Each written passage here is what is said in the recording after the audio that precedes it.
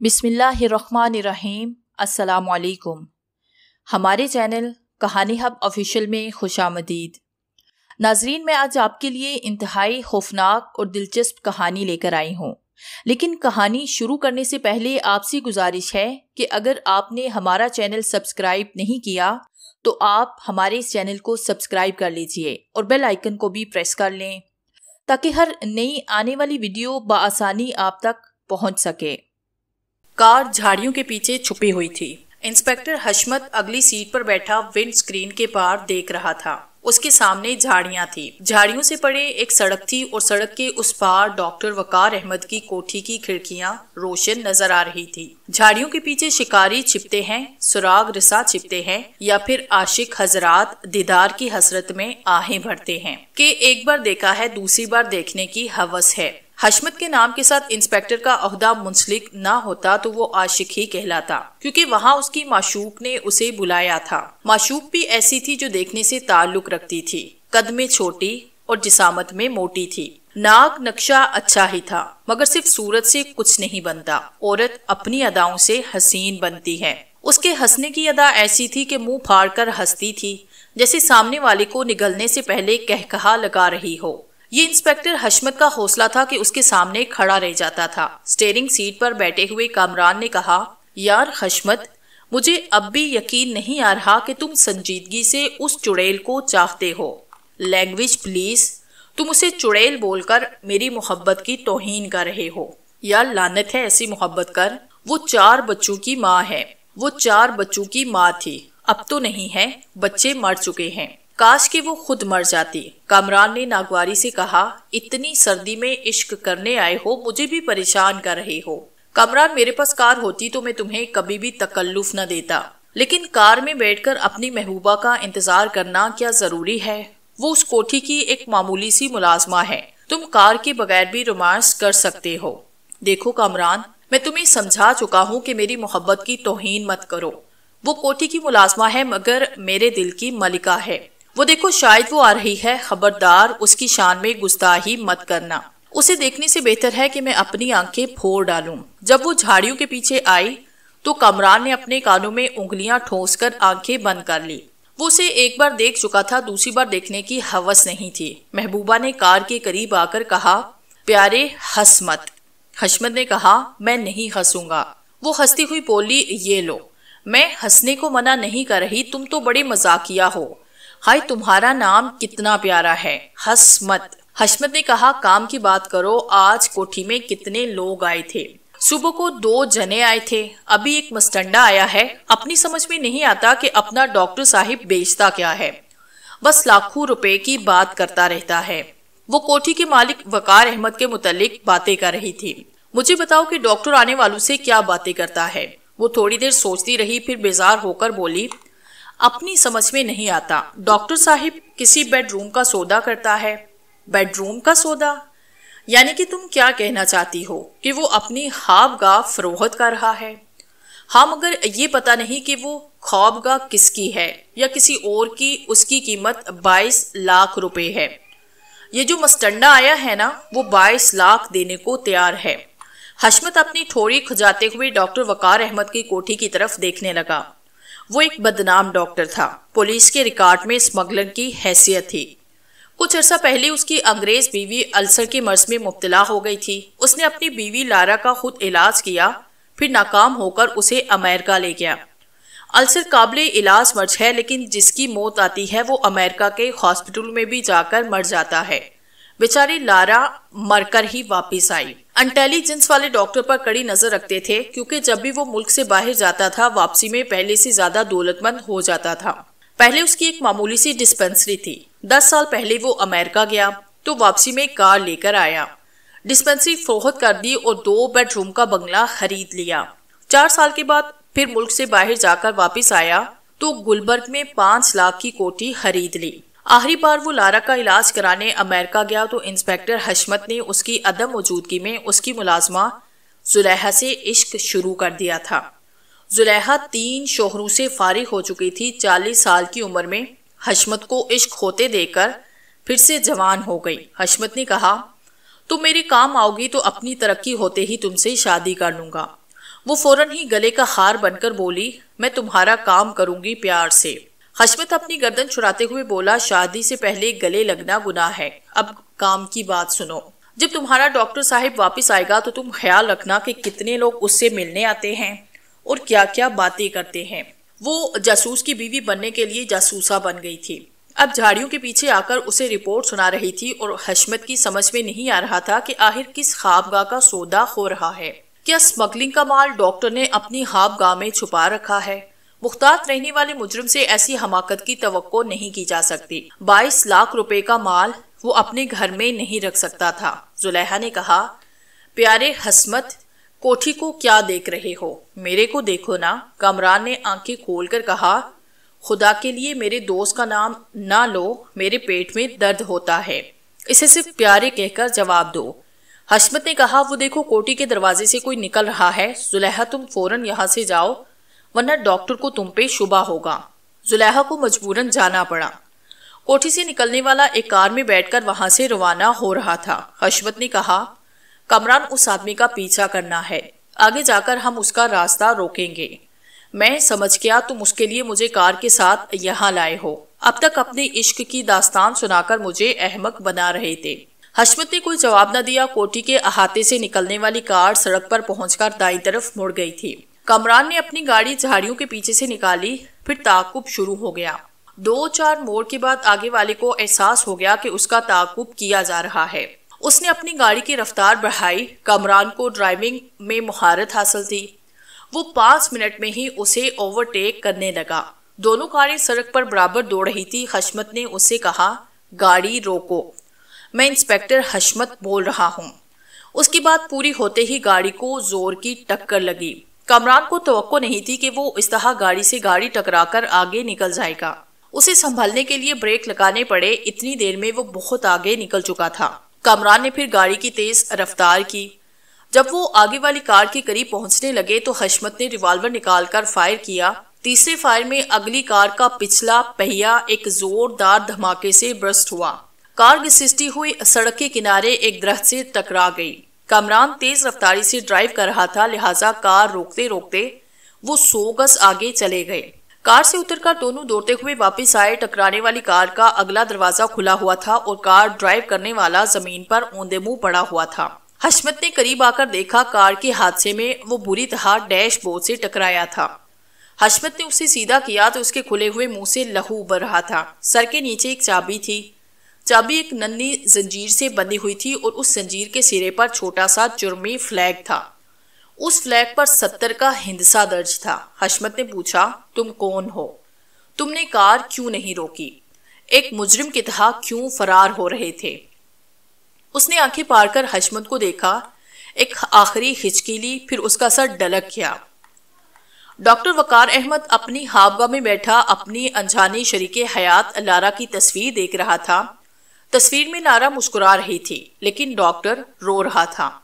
उसे मरने वाली की बातें और अदाएं याद आ रही थी। वो ज़ेरे-लब बड़बड़ाने लगा, जब अपने चाहने वाले जिंदा हो तो उनकी मुस्कुराती हुई तस्वीर उन्हें रुलाती है, मरने के बाद उनकी यही मुस्कुराहट हमें रुलाती है। बड़बड़ाहट के दौरान कॉल बेल की आवाज सुनाई दी। वो लारा की तस्वीर को मेंटल पीस पर रखकर कोठी के बैरूनी दरवाजे पर आया और फिर उसे खोलते ही पुलिस वालों को देखकर चौंक पड़ा। हशमत ने कहा, मुझे अफसोस है कि रात 1 बजे जहमत दे रहा हूँ, क्या मैं अंदर आ सकता हूँ? फिर वो इजाजत मिलने से पहले ही ड्राइंग रूम में आ गया। उसके साथ 4 मसले सिपाही थे। उसने कहा, डॉक्टर, अभी रात के 8 बजे एक शख्स आपसे मिलने आया था। उसकी कार का नंबर KC1492 था। मैं कार के नंबर से उसका नाम और पता मालूम कर सकता हूँ। बेहतर है कि आप ही बता दें। डॉक्टर ने कहा, उसका नाम अहमद पाशा है, वो ब्लड प्रेशर का मरीज है और मेरे पास इलाज के लिए आया था। अच्छा, तो आप इलाज की फीस 22 लाख रुपए लेते हैं? डॉक्टर ने चौंक कर उसे देखा। हशमत ने जेब से एक चमड़े का बटवा निकालकर दिखाते हुए कहा, ये अहमद पाशा की कार के डैशबोर्ड वाले खाने में था। इस बटवे में बेश कीमत हीरे हैं। उसकी मालियत 1.5 लाख रुपए से ज्यादा नहीं हो सकती, जबकि मेरी इत्तला के मुताबिक आप 22 लाख में सौदा कर रहे थे। आपने वो बाकी हीरे कहाँ छुपा रखे हैं? डॉक्टर गुफ्तगू के आगाज में जरा परेशान रहा, फिर संभल कर बोला, आप जो कुछ कह रहे हैं वो मेरी समझ से बाहर है। क्या आप मुझे डॉक्टर की बजाय हीरो का सौदागर समझते हैं? हाँ, अहमद पाशा ने यही बयान दिया है। डॉक्टर ने तंजिया अंदाज में पूछा, अच्छा क्या बयान दिया है? जरा मुझे भी तो मालूम हो कि मैं क्या हूँ। उसने बताया है कि बाकी हीरे ख्वाबगाह में छुपा कर रखे गए हैं। ये देखिए, मैं तलाशी का वारंट लेकर आया हूँ। बहुत खूब, मैं वारंट पढ़े बगैर इजाजत देता हूँ कि आप तलाशी शुरू कर दें। आइए मैं आपको बताऊं, यहाँ एक मेरी ख्वाबगाह है, दूसरी ख्वाबगाह लारा की थी। ऐसा कहते वक्त उसकी आवाज भड़ा गई। वो आंसू भरे लहजे में बोला, वो मुझे हमेशा हमेशा के लिए छोड़कर चली गई। तब से मैंने उसकी ख्वाबगाह को लॉक कर दिया है, उसे कभी नहीं खोलता, क्योंकि वहां की एक एक चीज देखकर उसके साथ गुजरा हुआ एक एक लम्हा याद आता है। यकीनन याद आता होगा, हशमत ने कहा। मैं पहले लारा की ख्वाबगाह खोलने के लिए कहूंगा। डॉक्टर ने जरा सी पसोपेश के बाद लारा की ख्वाबगाह का दरवाजा खोल दिया। वो चारों सिपाही बेडरूम के एक एक गोशे की तलाशी लेने लगे। उन्होंने कालीन हटाकर देखा, दीवारों को ठोंक बजाकर किसी खुफिया खाने का पता लगाना चाहा। जब वो वहां की किसी चीज को उठाकर बेदर्दी से दूसरी जगह रखते या फेंकती तो डॉक्टर के मुंह से आंख निकल जाती। वो तड़प कर बोलता, जरा आहिस्ता रखो, ये मेरी लारा की यादगार है, मेरा दिल दुखता है। डॉक्टर की आंखों में सच्चे आंसू थे। उसमें शुबा नहीं कि वो मुजरिम था, और उसमें भी शुबा नहीं था कि लारा के लिए उसकी मोहब्बत में सच्चाई थी। वो सचमुच उसकी अब्दी जुदाई का सदमा उठा रहा था। हशमत ने सुबह 4 बजे तक पूरी कोठी की तलाशी ली, मगर एक हीरा तो क्या, कांच का एक टुकड़ा भी हाथ न आया। हशमत ने थक हार कर जेब से वो चाबी निकाली जो एक नन्ही सी जंजीर से बंधी हुई थी। जंजीर के आखिरी सिरे से एक चुरमी फ्लैग मुंसलिक था और फ्लैग पर 70 का हिंदुस्तान नजर आ रहा था। उसने कहा, डॉक्टर, ये की चैन किसकी मलकियत है? पहले मैंने समझा था कि ये अहमद पाशा की कार की चाबी है, लेकिन उसकी कार के एंगेशन में पहले से एक चाबी मौजूद थी। क्या ये किसी ब्रीफकेस की चाबी हो सकती है? इंस्पेक्टर, ताज्जुब है कि आप अहमद पाशा का बयान लेने के बाद मुझसे ये सवाल कर रहे हैं। अगर ये की चेन अहमद पाशा के पास से बरामद हुई है तो वही आपके सवाल का सही जवाब देगा। हशमत ने कहा, मैंने झूठ कहा था कि अहमद पाशा ने कोई बयान दिया है। वो बयान देने से पहले ही कार के हादसे में हलाक हो गया। इतना सुनते ही डॉक्टर ने पहले चौंक कर उसे देखा, फिर बेइख्तियार कहकहा लगाने लगा। थोड़ी देर के लिए वो लारा का गम भूल गया, दीवानावार हंसता रहा। उसके दिलो दिमाग से बहुत बड़ी परेशानी दूर हो गई। जब अहमद पाशा की मौत के साथ जुर्म के सारे सबूत मर गए हों, हशमत ने जिलाकर पूछा, ये आप किस खुशी में कहकहे लगा रहे हैं? वो अचानक ही चुप हो गया। अचानक ही उसके तेवर बदल गए। उसने गुस्से से कहा, आपने मुझे सारी रात जगा कर रखा। किसी सबूत के बगैर आपको क्या हक पहुंचता है कि आप एक मुअज़्ज़िज़ डॉक्टर को परेशान करें? किस उल्लू के पट्टे ने आपको इतला दी थी कि मैं हीरो का सौदा करता हूं और माल किसी ख्वाबगाह में छुपा कर रखता हूं? अब तो खुदा के लिए मेरा पीछा छोड़िए, सुबह हो चुकी है, अब तो मुझे सोने दे। हशमत दिल ही दिल में नादिम था कि जाहिल मुलाजमा की उल्टी सीधी बातें सुनकर वो तलाशी लेने चला आया। उसे जरा सब्रो तहम्मुल से चुपचाप तफ्तीश करना चाहिए थी। वो हार पछताकर कोठी से बाहर आया। पुलिस की जीप में बैठकर अपने घर की तरफ रवाना हुआ, लेकिन कोठी से जरा दूर जुलेहा रास्ता रोककर खड़ी हो गई। जीप को रोकना पड़ा। हशमत ने गुस्से से कहा, हट जाओ रास्ते से, तुम्हारी बातों में आकर मैंने बहुत बड़ी खमाकत की। वो करीब आकर बोली, गुस्सा क्यों करते हो? मैं एक बात कहना भूल गई थी। खुदा करे तुम सब कुछ भूल जाओ, मुझे भी भूल जाओ, मेरा पीछा छोड़ो। वो सिपाही से कहना चाहता था कि गाड़ी स्टार्ट करे। उसी वक्त जुलेहा ने कहा, प्यारे हसमत, मैं एक नंबर भूल गई थी, तुम नाराज हो गए हो। हसमत ने चौंक कर पूछा, कौन सा नंबर? 70। वो बोली, उसका नंबर 70 है। अरे किसका नंबर 70 है? वो जीप से चैन निकाल कर देखने लगा। वो जो ख्वाबगाह है उसका नंबर 70 है। डॉक्टर उस मस्टंडे से बोल रहा था, मैं दरवाजे के पीछे से सुन रही थी। मेरे को अब अच्छे से याद आ गया है, वो ख्वाबगाह का नंबर बता रहा था। की चैन की फ्लैग पर 70 का हिंसा था। हशमत गहरी संजीदगी से सोच रहा था कि घरों में ख्वाबगाहों के नंबर नहीं होते। होटलों और अयाशी के अड्डों में जो अलग अलग कमरे होते हैं उन्हें ख्वाबगाह भी कहा जा सकता है, क्योंकि अयाश तबा लोग सिर्फ रातें गुजारने वहां जाते हैं। उसे ऐसे ही मकामात से तफ्तीश शुरू करनी चाहिए। वो पूरे 2 हफ्ते तक ख्वाबगाह नंबर 70 की तलाश में भटकता रहा। उसने तमाम होटल्स के उन कमरों की तलाशी ली जिनके नंबर 70 थे। वो की क्लब में भी गया जहां ऊंचे तबके की औरतें अपने मर्दों के साथ आती थी। वहां कमरों की चाबियों के जरिए आंख मचोली होती थी। पहले औरतें ऊपरी मंजिल के एक एक कमरे में छुप जाती थी, फिर तमाम मर्द काउंटर पर आकर एक एक कमरे की चाबी उठा लेते थे। वो नहीं जानते थे कि उनकी बीवियां किस नंबर के कमरे में है। वो जिस नंबर के कमरे में पहुंच जाते, उस कमरे की औरत एक रात की ख्वाबगाह में उनके साथ रात गुजार लेती। जिस वक्त काउंटर पर चाबियां तकसीम हो रही थी, उसी वक्त हशमत वहां पहुंच गया। तमाम लोग उसे देखकर परेशान हो गए क्योंकि वो गैर कानूनी क्लब था। यूं भी ज्यादा परेशानी की बात नहीं थी। बड़े बड़े अफसरान और बड़े बड़े दौलतमंदों की सरपरस्ती में वहां गुनाह के खेल खेले जाते थे। वहां हशमत जैसे पुलिस इंस्पेक्टर की कोई हैसियत नहीं थी। जब वो ख्वाबगाह नंबर 70 की चाबी उठाकर ऊपरी मंजिल की तरफ चला तो वो दौलतमंद शुरफरा रिसीवर उठाकर अपने सरपरस्त अफसरान को शिकायती कॉल करने लगे। हशमत की जेब में जो की चेन रखी हुई थी वो की क्लब की चाबी से मुख्तलिफ थी। उसने क्लब की चाबी से ख्वाबगाह नंबर 70 का दरवाजा खोला। अंदर एक हसीन और जवान औरत बैठी विस्की के 2 पैक बना रही थी। वो हशमत को देखकर शर्माने लगी। हशमत ने दरवाजा बंद करते हुए पूछा, डॉक्टर वकार अहमद से तुम्हारा क्या ताल्लुक है? वो चौंक कर खड़ी हो गई, फिर परेशान होकर बोली, तुम क्लब के असूलों के खिलाफ सवाल कर रहे हो। क्या तुम नहीं जानते कि यहाँ कोई किसी का नाम और वल्दियत नहीं पूछता? यहाँ हम सिर्फ पार्टनर्स बदलने आते हैं। मैं एक पुलिस इंस्पेक्टर हूँ, तुम्हारा पार्टनर बनने नहीं आया। कुछ भी मत छुपाना। वो सहम कर बैठ गई, फिर हिकलाती हुई बोली, मुझे तो बताया गया था कि यहाँ कोई पुलिस वाला नहीं आएगा। यहाँ हमारी इज्जत पर खरफ नहीं आएगा। हाँ, तुम लोगों की बेइज्जती अपने पर्दों में छुपकर होती है कि यहाँ से गुजरकर भी बाहर बाइज्जत खवातीन कहलाती हो। मैं तुम पर कीचड़ उछालने नहीं आया। मेरे सवालों का जवाब दो, मैं चुपचाप वापस चला जाऊंगा। ऐसा कहते हुए वो उस ख्वाबगाह की तलाशी लेने लगा। उस औरत ने कहा, डॉक्टर वकार मेरा सौतेला बाप है।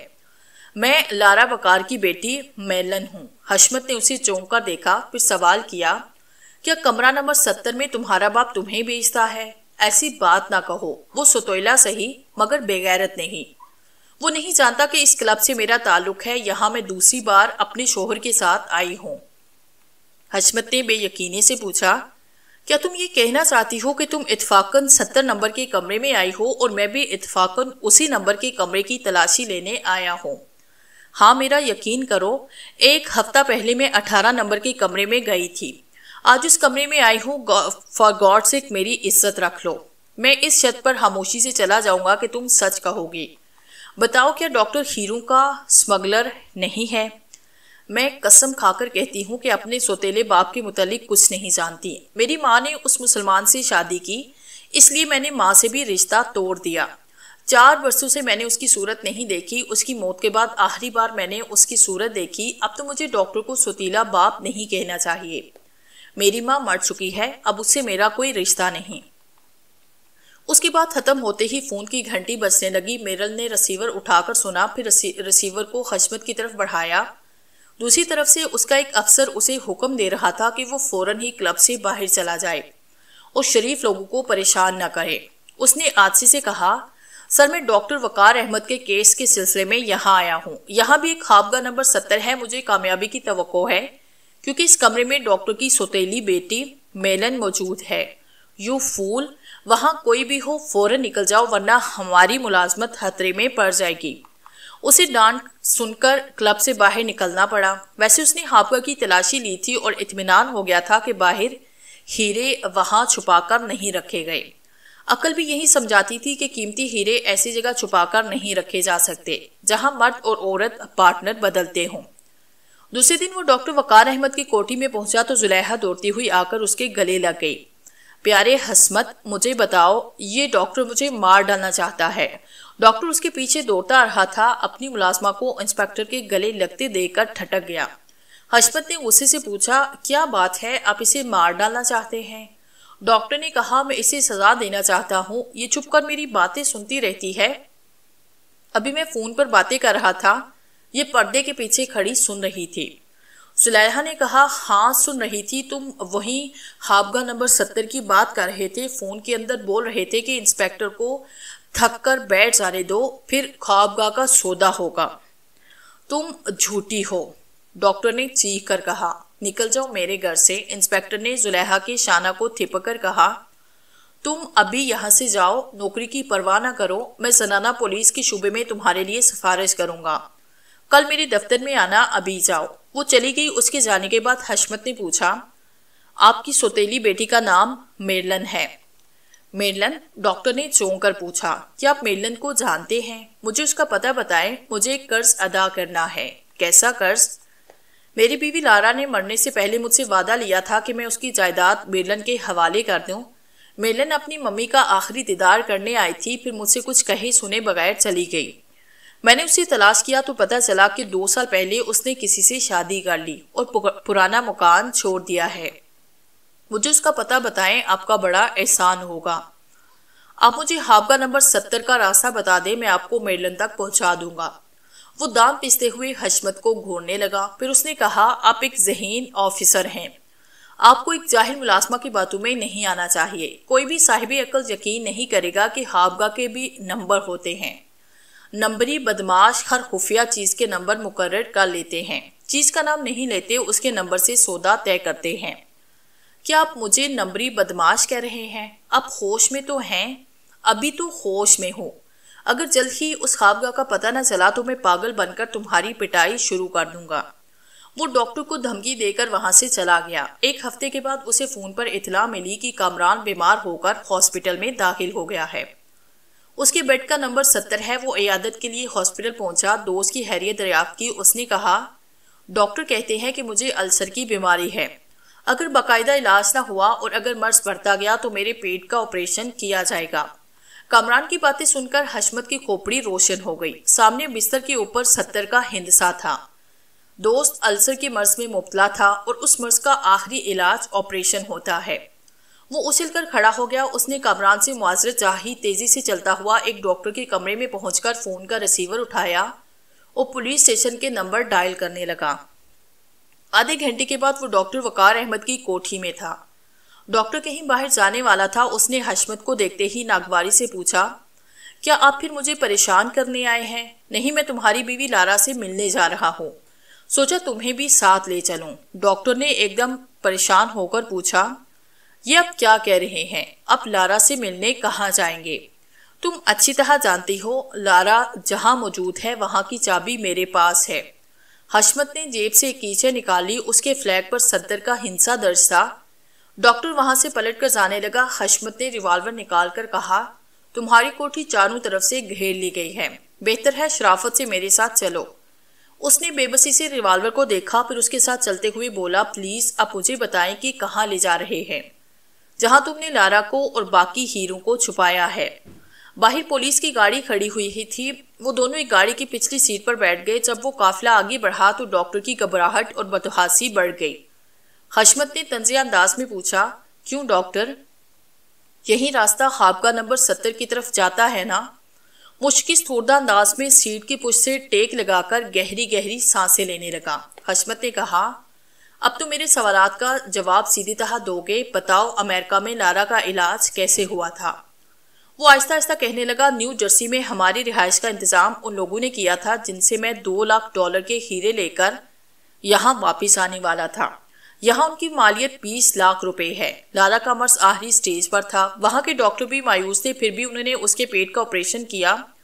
ऑपरेशन के तीसरे दिन लारा ने मुझसे कहा, हॉस्पिटल में मेरा दिल घबरा रहा है, मुझे उसी रिहाइश गाह में ले चलो। मैंने डॉक्टर से छुट्टी की दरखास्त की, उनसे ऑपरेशन की रिपोर्ट हासिल की, फिर अपनी रिहाइश गाह में उसे ले आया। उसकी हालत ठीक नहीं थी। उसका आखिरी वक्त आन पहुंचा। उसने मुझे करीब बुलाकर कहा, मैं नहीं जानती थी कि तुमसे शादी करूंगी तो मेरी बेटी मुझसे बदसन हो जाएगी। वकार, मैं नहीं चाहती कि वो मुझसे दूर होकर बाजारी औरत बन जाए। मैं मरने से पहले उसके लिए कुछ करना चाहती हूँ। बोलो, क्या मुझसे एक वादा करोगे? मैं तुमसे किया हुआ वादा निभाऊंगा। तुम क्या चाहती हो? मैं वो तमाम हीरे अपने पेट में छुपा कर ले जाऊंगी। तुम उनकी आमदनी में से 1 लाख रुपए मेरे मेरलन को दे देना। मैं किस तरह भी जिंदा नहीं रह सकती। मेरा आखिरी वक्त आन पहुंचा है। ये अच्छा मौका है, मेरे पेट के टांके खोलकर वो कीमती हीरे छुपा दो, उसके बाद दोबारा टांके लगा देना, तुम डॉक्टर हो, ऐसा आसानी से कर सकते हो। एयरपोर्ट की सिक्योरिटी फोर्स वाले शुबा नहीं करेंगे क्योंकि यहाँ के बहुत बड़े हॉस्पिटल और मुस्तन डॉक्टर के ऑपरेशन की रिपोर्ट तुम्हारे पास मौजूद है। मैंने उसकी पेशकश को ठुकराया। वो मुझे जान से ज्यादा अजीज थी। मैं स्मगलिंग की खातिर उसकी जिंदगी से नहीं खेल सकता था, लेकिन वो आखिरी वक्त अपनी रूठी हुई बेटी के लिए कुछ कर गुजरना चाहती थी। दूसरी सुबह मेरी आंख खुली तो वो मुर्दा पड़ी हुई थी। रात को किसी वक्त उसने चाकू लेकर अपने पेट के टांके खोल दिए थे। उसकी बातों के दौरान गाड़ियां कब्रिस्तान के दरवाजे पर पहुंच गई। वो गाड़ियों से उतरकर अहाते में दाखिल हुए। अब छुपाने के लिए कुछ नहीं रह गया था। डॉक्टर उन्हें कब्रिस्तान के बाएं गोशे में ले गया। फिर वो कब्रों को गिनता हुआ आगे बढ़ने लगा। 17वीं कब्र पर पहुंचकर वो रुक गया। जब उसे खोदकर ताबूत को निकाला गया तो उसकी लकड़ियां बेरंग हो रही थी। हशमत ने जेब से कीचेन निकालकर एक सिपाही को दी। चेन के चरमी फ्लैग पर 70 का हिंसा था। लारा 70 नंबर की अब्दी हाब गाह में अब्दी नींद सो रही थी। ताबूत का ढक्कन चाबी से खुलने के बाद उसे कोई पहचान न सका क्योंकि वहां सिर्फ हड्डियों का ढांचा था। सीने से कमर तक की हड्डियों के दरमियान हीरू के छोटे छोटे टुकड़े फंसे हुए जगमगा रहे थे। डॉक्टर दोनों हाथों से मुंह छुपाकर रोने लगा। उसकी महबूब बीवी ने एक माँ के नाते बेटी के लिए बहुत बड़ी कुर्बानी दी थी, लेकिन जो कुछ भी किया था जुर्म के साए में किया था, इसलिए बेटी को माँ की कुर्बानी से कुछ भी हासिल नहीं हो सकता था।